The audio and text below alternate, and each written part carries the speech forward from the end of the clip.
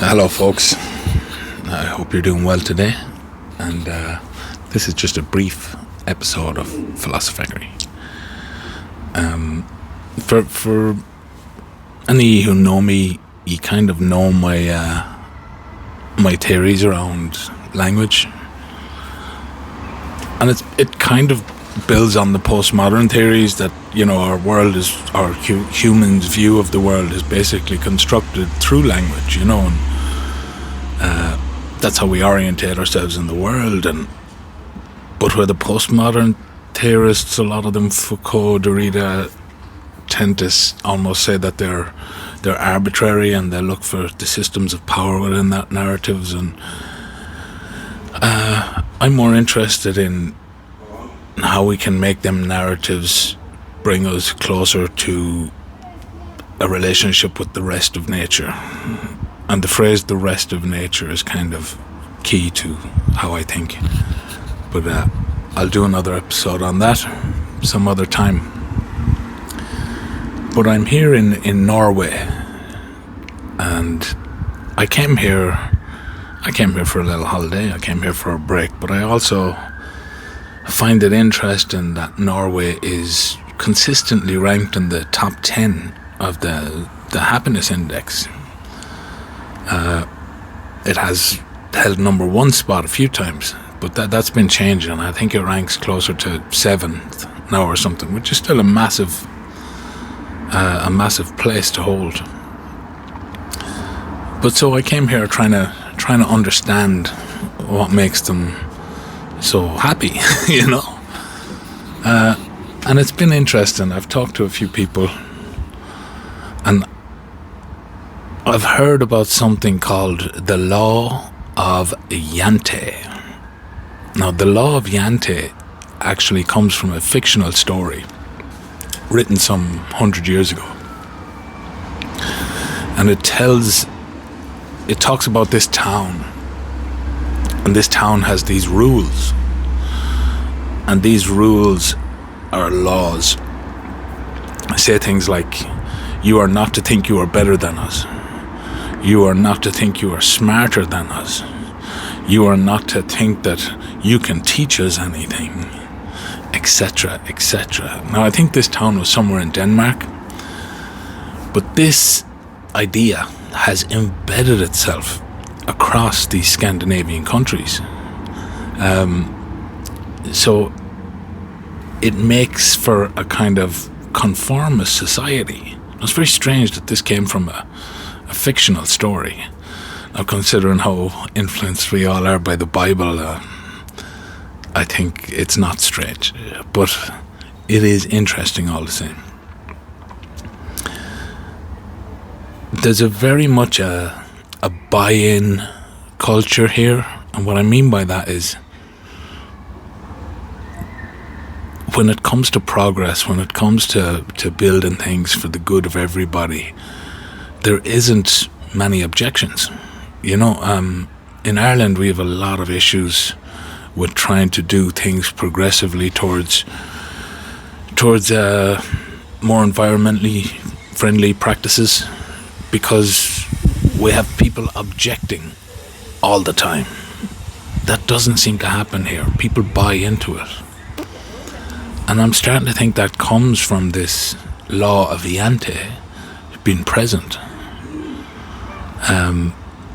So I'm going to continue to talk to other people. I might even do an episode here so I've met some interesting characters. One of them is a friend of the show. He's been a guest on the show, and I honestly think he's one of the best, most truest people I've ever had the privilege of meeting. But I think we need to take this seriously, that the language we use, the words we speak, really do have an impact on how we see ourselves in the world, how we relate to each other. And my idea of bringing the phrase "the rest of nature," instead of talking about ecology, instead of talking about the environment, instead of talking about the climate, which always seems to be something that's separate from us, that calling this the rest of nature it includes us. We are nature too. And Spinoza or Arnie Ness's deep ecology will be aware of them ideas. They're not my ideas. But the rest of nature is a phrase that I think is small.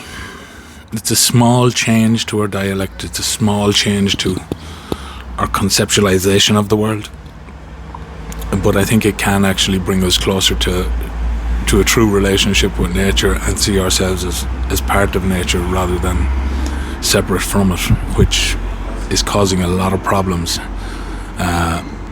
We seem to think we're dominant over nature, and that's our role.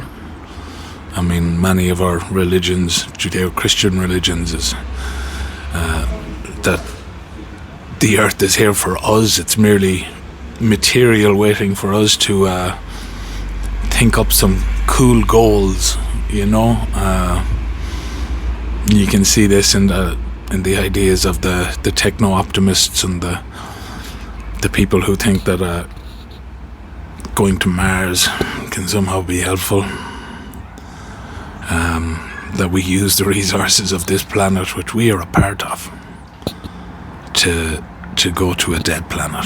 It's insane thinking, but it comes from this notion that humanity is the purpose of all creation. I'm just not so sure that's true.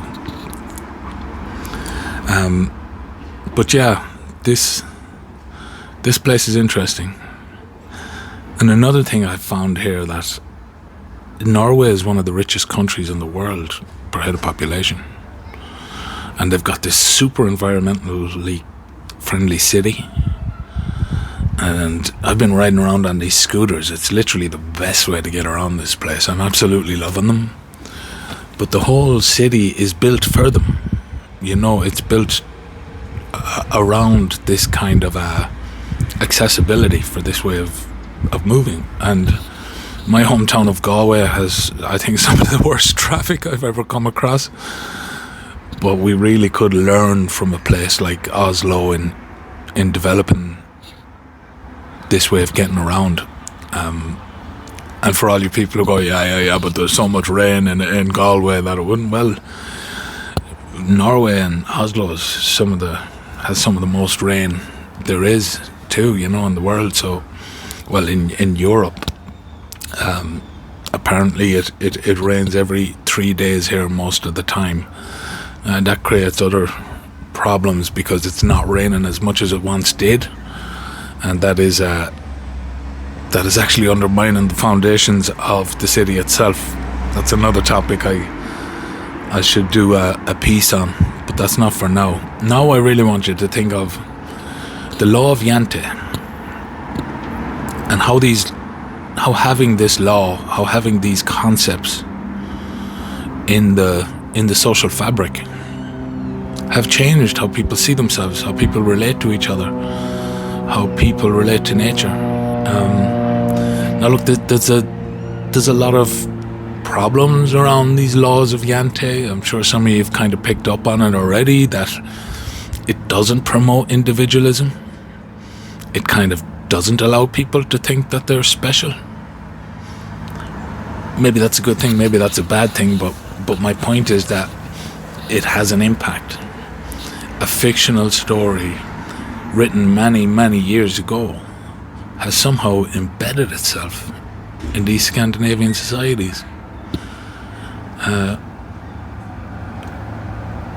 But the money that's available for Norway to make these changes environmentally is also a massive, massive part of how they're able to do it.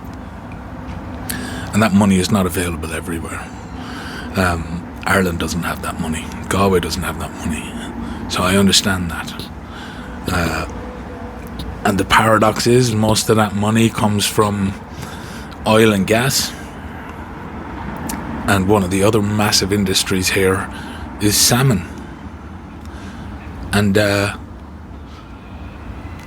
not very good practices. They do destroy the environment from farming salmon. People out in Connemara and out near out near our coast where there's fish farms are well aware of the destruction that this can cause by keeping these animals caged up like that, and they get in this close contact. They get a lot of diseases, and that can cause problems for the ecology surrounding them, or should I say for the rest of nature surrounding them.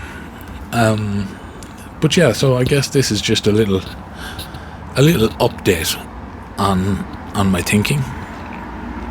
You can see on my last piece with Sinisa Milesevic, the professor, about nationalism, is also involved in this. I didn't do enough in that interview to allow Sinisa to describe his ideas around nationalism and his thinking around it. But he very much stated that when I asked him the question, what do the left and the right misunderstand most about nationalism, it was that it's built on myths. It's built on stories. Not necessarily truths, not necessarily facts.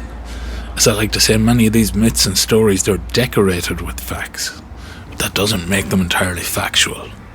You know, just because there's some facts in there, historical facts.